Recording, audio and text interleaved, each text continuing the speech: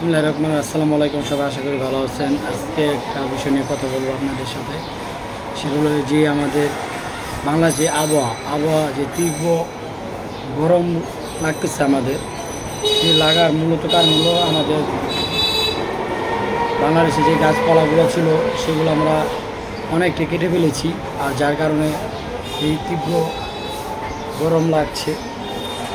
আর আগে যখন আমরা, যেমন আমাদের নারায়ণগঞ্জের কথাই বলি আমি, মুক্তারপুর পঞ্চবটি হইতে মুক্তারপুর, আবার পঞ্চবটি হইতে পাগলা, শ্যামপুর, এগুলা রাস্তাগুলা, তারপর আবার হলো গিয়া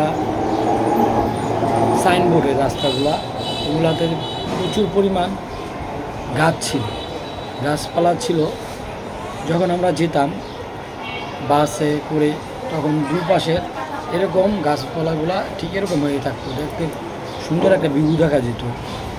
তো এখন সেই গাছপালাগুলা নাই, সবাই রাস্তা বড় করেছে, সরকার রাস্তা বড় করেছে, গাছপালাগুলো কেটে ফেলেছে, কিছু অসাধু লোকও গাছপালাগুলো কেটে ফেলেছে।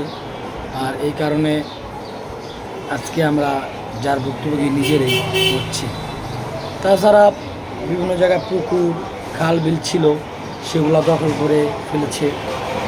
আর যদি এগুলো যদি থাকতো তাহলে আমরা তীব্র গরমটা পেতাম না। আর 6 ঋতু দেশ বাংলাদেশ, মূলত 6 ঋতু থাকলেও এখন আমরা 2 ঋতুতে আছি, গরম এবং শীত।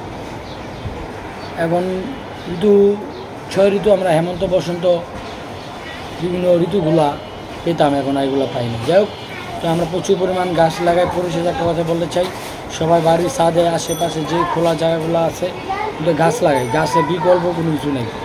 ইনশাআল্লাহ সবাই ভালো থাকবেন, আশা করি। আসসালামু আলাইকুম।